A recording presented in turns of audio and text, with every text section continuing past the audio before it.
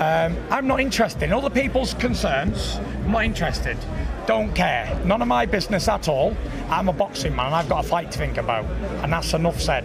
Thank you very much. I won't be doing any more. Halo semuanya guys, kembali lagi sama gue Aldo di Detektif Aldo, dan hari ini gue kembali lagi ya untuk ngebahas sebuah permafia-mafiaan yang kayaknya udah cukup jarang juga gue bahas akhir-akhir ini. Dan kali ini gue kembali dengan yang namanya keluarga mafia asal Irlandia, tempatnya McGregor lahir gitu ya. Ya dimana dia ini tuh adalah kartel, iya ya, cuci uang juga iya, money laundry ya, dan juga beli senjata juga iya banget. Jadi tos serba, paket lengkap. Dan yang mau gue bahas itu tokoh-tokohnya adalah Kinahan Cartel alias Christy Kinahan Senior, Daniel Kinahan, dan juga Christy Kinahan Junior.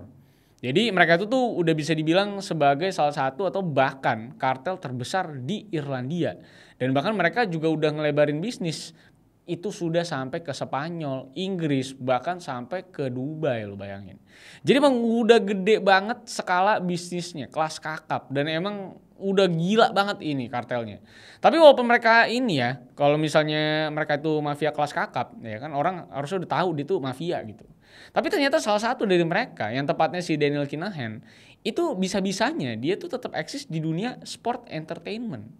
Padahal udah tahu orang-orang kalau dia tuh kartel. Dan bahkan berhasil buat jadi tokoh ternama di dunia boxing profesional. Bahkan deket sama juara nih, juara dunia boxing sekarang nih, Tyson Fury. Terus ada Billy Saunders dan juga atlet-atlet tinju lain yang kelasnya udah kelas dunia. Nah, tapi sebelum kita melihat bagaimana kartel diperizinkan dan bisa masuk ke sports entertainment dan bahkan terkenal di sports entertainment. Nah, gue pengen ngasih rekomendasi buat kalian yang lagi butuh kartu kredit. Kayak misalnya buat belanja online, bayar subscription internasional, top up ads toko online kamu gitu misalnya, dan juga transaksi-transaksi lainnya. Nah, kartu kredit ini juga udah terpercaya pastinya, berizin juga, dan udah diawasin OJK dan juga BI. Pokoknya menurut gue udah aman, ya kan? Jadi di sini gue udah pegang ya yang namanya nih kartu kredit Anes. Yang bisa kalian lihat juga kalau di kartunya ini nggak ada angka sama sekali nih tuh. Jadi aman lah kalau kalian misalnya lagi pakai kartu ini di tempat umum, dan kalau amit-amit hilang juga sebenarnya nggak perlu harus khawatir-khawatir banget, karena data angka seperti nomor kartu dan CVC numbernya itu semua ada di aplikasi. Dan pengajuannya fully digital. Jadi nggak perlu ketemu agen kartu kredit lain gitu secara offline kayak biasanya. Dan kartu kredit Anes ini juga bisa dipakai buat transaksi online ataupun offline di seluruh dunia karena udah Mastercard kan. Jadi kayak buat transaksi ojek online di marketplace atau untuk subscribe di aplikasi-aplikasi internasional itu juga udah bisa. Semuanya udah bisa pakai kartu kredit Anes ini. Jadi buat subscription yang lain-lain tuh ya lu udah sekarang nggak perlu pakai akun-akun sharing karena udah bisa punya kartu kredit sendiri yang limitnya juga pastinya semua aman lah, sesuai dengan ente-ente semua. Udah gitu cara apply-nya juga gampang dengan syarat usia di 21 tahun dan berpenghasilan minimal di angka 3 juta ya biar pada bisa bayar. Dan kalian juga udah bisa apply langsung kartu kredit Anes ini di aplikasinya. Cukup dalam 5 menit, tinggal tunggu approval dalam durasi kurang dari 24 jam kan mereka harus ngecek juga profilnya. Jadi gampang banget lah menurut gue untuk bisa ngedapetin si kartu kredit Anes ini. Kalau lu memang sudah lolos kualifikasinya.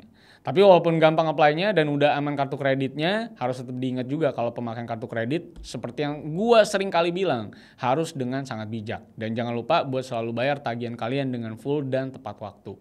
Supaya skor kredit kalian juga tetap oke di catatan sliknya OJK. Jadi kalau kalian ada rencana buat apply kartu kredit, bisa langsung download dan apply aja lewat aplikasinya yang tersedia di Google Play Store. Dan jangan lupa juga buat tetap bijak dalam pemakaiannya. Oh ya. Itu aja sih menurut gue pesan gue kalau lu mau apply kartu kredit ya. Jadi kita sekarang langsung masuk aja ke pembahasan si keluarga Kinahan ini. So let's begin the case guys. I lost myself. I waited still for a glimmer to arrive. I know it will. The Kinahan Family, sebuah keluarga asal Dublin, Irlandia ya, yang punya histori cukup unik. Ini tempat lahirnya juga The Script ya, band terkenal ya. Dan memang kartel ini sampai sekarang pun masih menjadi keluarga yang masih jadi omongan di daerah Eropa karena bisnis mereka yang ternyata kriminal sekali. Jadi udah infamous gitu. Oke, gue mulai dari dalangnya dulu nih, yaitu Christopher Vincent Kinahan yang punya nama panggilan The Dapper Don Kinahan. Karena memang ini orang itu punya masa lalu yang cukup kelam dan udah kayak Irish version of Dapper Don gitu. Jadi ini semua awalnya dimulai di tahun 86 atau 1986 waktu si Christopher ini atau Christy Kinahan itu ditangkap di Marino, salah satu daerah yang ada di Dublin, Irlandia. Waktu itu dia tuh ditangkap atas kepemilikan heroin senilai 117.000 pound sterling, lo bayangin. Dan nilai segitu di tahun 80-an kan udah jelas gede banget. Sekarang aja udah gede banget. Hampir berapa? Harusnya 2 miliar, 3 miliar gitu. Dan karena itu dia akhirnya dipenjara selama 6 tahun. Tapi tentunya setelah keluar dari penjara, ini orang tidak kapok dong. Karena dia ketangkep lagi di tahun 1993. Karena kepemilikan cek curian. Tapi kali ini dia masih bisa bebas setelah bayar denda. Dan akhirnya dia kabur tuh ke UK. Nah tapi setelah balik lagi ke Irlandia, ini orang balik lagi, tidak kapok lagi. Dia ditangkap di tahun 1997. Karena apa? Karena hal yang sama. Yaitu dia nyuri cek lagi. Dan kali ini dia harus dipenjara selama 4 tahun karena nolak buat bayar denda waktu itu. Duitnya habis kali. Dan di dalam penjara, si Christy ini sebenarnya cukup bisa memaksimalkan waktu dia dengan baik di sana. Karena di sana dia itu ikut perkuliahan di dalam penjara. Udah gitu langsung 2 jurusan, gokil banget, akselerasi gitu. Dan menariknya ini orang nolak juga buat bebas lebih awal di tahun 2001 karena mau ngelarin studinya dulu katanya. Nah, lalu setelah dia lulus dan bebas dari penjara nih, berita soal ini orang juga sebenarnya nggak sebanyak itu. Dan lelo dari publik lah bisa dibilang. Tapi walaupun si Christy ini bisa dibilang lelo banget ya konsepnya dan gak punya cerita yang gimana-gimana banget di publik, yang memang jadi perhatian publik itu sebenarnya justru ada di anak pertamanya, bukan di dianya, yaitu adalah si Daniel Kinahan. Karena walaupun bapaknya itu bejat dan punya histori kriminal yang keras banget gitu ya, nah si Daniel sendiri itu 180 derajat berbeda. Karena ini orang itu namanya besar dari bisnis yang legal, yaitu dari boxing gym yang dia namain MGM, yang adalah kependekan dari McLean's Gym Marbella. Dan dengan suksesnya bisnis dia yang satu ini, MGM ini shifting dari yang tadinya sekedar tempat latihan tinju jadi manajemen buat atlet tinju dan juga MMA. Selain itu dia juga sempat jadi advisor dan promotor atlet-atlet gede banget kayak Tyson Fury, Billy Saunders dan juga atlet-atlet lain yang cukup familiar lah namanya. Tapi memang dia juga sempat kena masalah soal penamaan manajemen MGM dia. Karena namanya itu kan sama ya kayak MGM Grand Resort and Casino yang ada di Las Vegas. Dan akhirnya dia ngeganti namanya itu jadi MTK ya, Matematika. Atau Mac the Knife Global. Dan sebenarnya wajar aja sih MGM Casino nuntut mereka buat ganti nama. Karena kan emang tinju profesional itu bisnis yang gede banget ya. Karena kan tinju itu udah kayak sepak bolanya Inggris sama Brazil gitu. Nation sports banget di Irlandia gitu ceritanya. Nah, terus kalau dia ini udah bisa ngebuat bisnis legal dan nge-support atlet-atletnya dia, terus apa yang jadi masalah sebenarnya sampai gue bahas? Kan kalau memang bapaknya nggak bener, belum tentu kan anaknya nggak bener juga gitu kan. Tapi kenyataannya di kasus ini ya anaknya juga sebenarnya kagak bener. Karena ternyata semua jasa dan kontribusi dia di ranah olahraga itu cuma sekedar sport washing. Buat ngebersihin nama dia yang udah dalam pengawasan Europol. Jadi sebenarnya di tahun 2006 si Daniel ini udah ditandain sama NCA atau UK National Crime Agency. Karena diduga kalau dia ini adalah orang yang ngejalanin bisnis narkoba yang kalibernya itu sudah sampai seluruh Eropa. Karena dugaannya si Daniel sama bapak dan adeknya itu kerja bareng di bisnis heroin dan kokain yang dibangun bapaknya pasca keluar penjara. Yang skalanya itu bahkan sampai seluruh Eropa dari mulai Spanyol, Inggris dan bahkan sampai ke Uni Emirat Arab. Atau tepatnya itu ke Dubai. Dan buat yang lupa, gue ingetin juga kalau si Christy Kinahan atau bapaknya si Daniel itu kan sebenarnya pinter dan terpelajar juga, 2 jurusan gitu kan. Dan dia ini juga bisa bahasa Belanda sama bahasa Spanyol. Makanya cukup ngebantu juga skill bahasa dia buat menginfiltrasi market-market di luar negaranya, seperti Spanyol. Walaupun memang dengan dugaan-dugaan kuat yang dilontarkan dua negara tadi, belum bisa ada bukti kuat yang bisa ngasih lampu hijau buat mereka nangkep si keluarga Kinahan ini karena mungkin belum bisa follow the money gitu. Nah memang sampai akhirnya di tahun 2015 itu ada satu kejadian yang bikin kelompok si Kinahan ini makin disebut-sebut namanya di Irlandia. Dan kejadiannya itu adalah waktu ada salah satu anggota kelompok rivalnya si Kinahan yang terbunuh tiba-tiba. Dan nama dari korbannya ini adalah Gary Hutch yang adalah sepupu dari Gary Hutch. Jadi namanya agak mirip ya. Dan ini dia adalah bos dari salah satu geng mafia terbesar selain kelompoknya si Kinahan.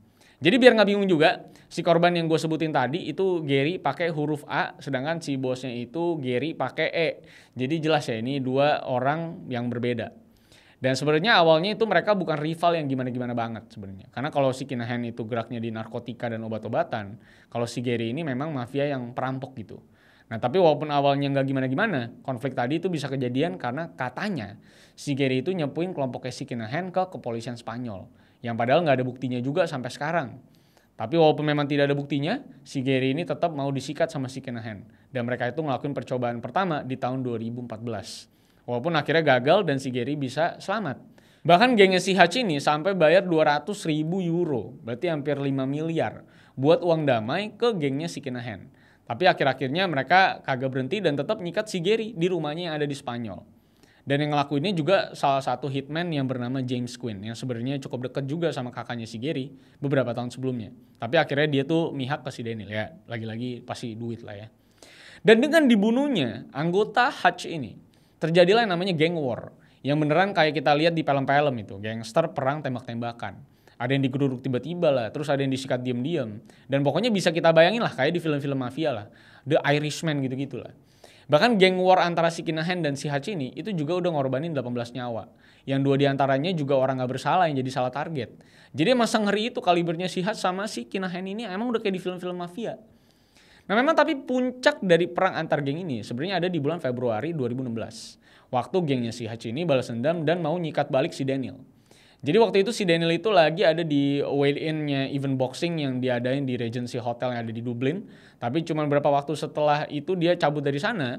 Tiba-tiba ada 6 anggota Hutch itu masuk dan 3 dari mereka itu datang pakai baju rakyatnya Garda atau polisi Irlandia sambil bawa AK-47, lu bayangin. Dan di sana mereka itu langsung nembakin senjata mereka. Dan yang jadi korban di kejadian ini adalah David Byrne, salah satu saudara dari anggota seniornya geng Kinahan. Jadi emang cukup hoki dia udah cabut duluan dari venue sebelum dibredel AK-47 sama orang yang pakai baju polisi. Nah tapi udah sampai sekaliber ini pun, sebenarnya si Daniel ini belum jadi tersangka atas apapun sebenarnya. Padahal dia ini udah dituduh jadi orang di balik bisnis narkoba sama penyelundupan senjata. Yang sebenarnya udah cukup jelas juga kan, itu kartel pasti nggak habis-habis suplai senjatanya. Orang grup dia sendiri aja jualan senjata gitu kan, jadi harusnya udah ditangkap gitu. Dan si Danielnya sendiri juga masih bisa bebas ngepromotorin event boxingnya dia. Ada di media-media mainstream dan bahkan ini orang juga masih eksis di sosmed dan banyak foto-foto dia. Itu bareng sama atlet-atlet boxing terkenal yang dia pekerjakan. Makanya di sini juga kita kagak perlu terlalu bingung kan kenapa orang ini bisa cukup berhasil dalam bisnis boxingnya. Karena ya orang doi juga kagak habis-habis gitu duitnya kan, jualan senjata, narkoba itu udah infinity money. Dan pasti bisa ngebayar atlet-atletnya lebih tinggi dari manajemen lain juga karena kan konsepnya cuci uang sebenarnya. Sampai akhirnya memang di bulan Maret 2022 Garda atau kepolisian Irlandia yang dibantu sama Europol dan kepolisian Inggris itu nemuin sangkut pautnya si kelompok Kinahan ini. Sama mansion seharga 1 juta euro yang ada di dekat Birmingham. Jadi ini tuh kejadian setelah salah satu anak buahnya yang punya nama Thomas Bomber Kavanagh itu ditangkap di Inggris bareng sama 2 rekan dia yang lain.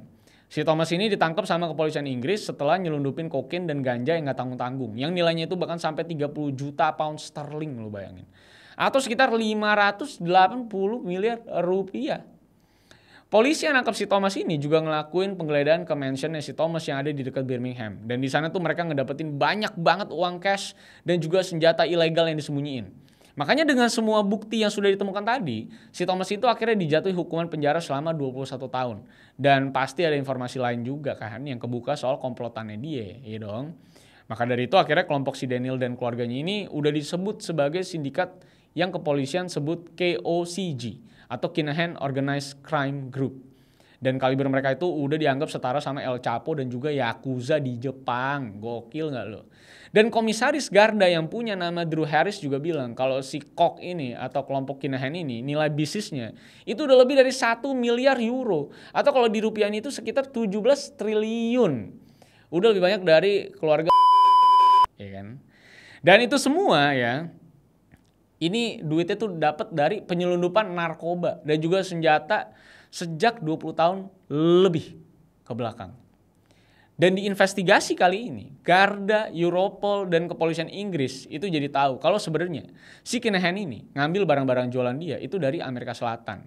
Yang akhirnya ngebuat kepolisian Amerika dan FBI itu mau tidak mau pastinya ikut campur juga ke kasus ini.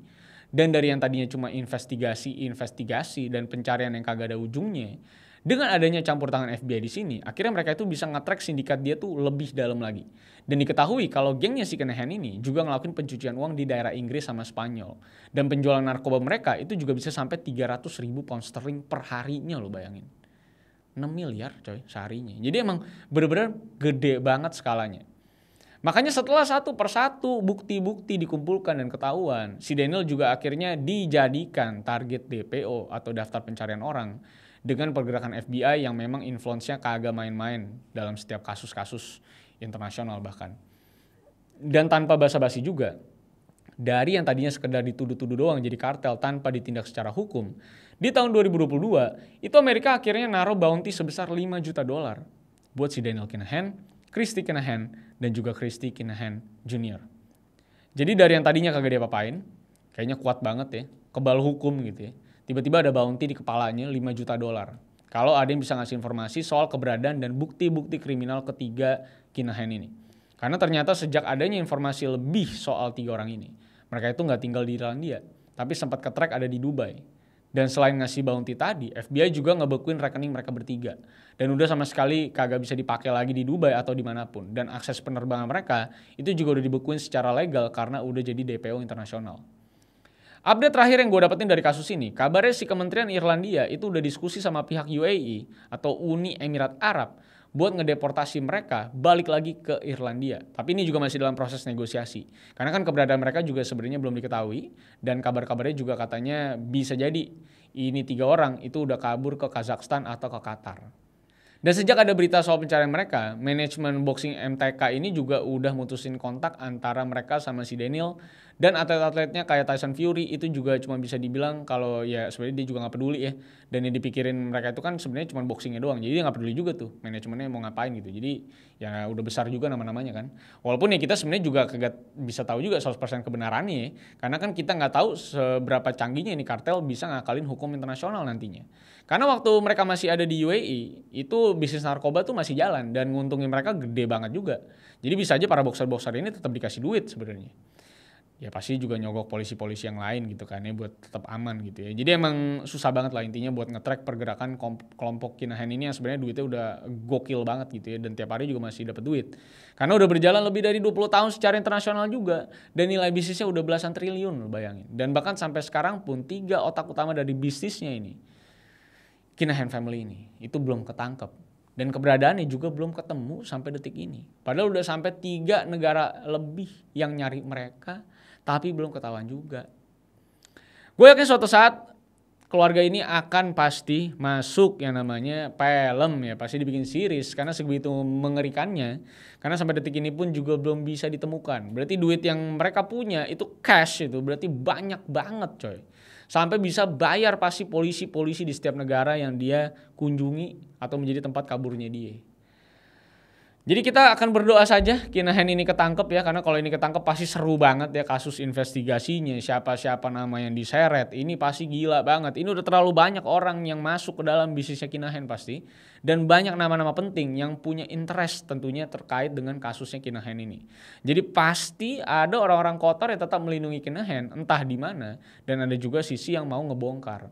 Bahkan FBI pun kalau lu nonton film Pablo Escobar, itu juga banyak orang-orang kotor di dalam agensi-agensi ini. Jadi kita akan tunggu aja gimana update selanjutnya. Kita mah kaum marginal cuma bisa membaca dan menonton update-nya. Nggak bisa juga kita minta duit dari dia gitu kan. Jadi sampai jumpa semuanya.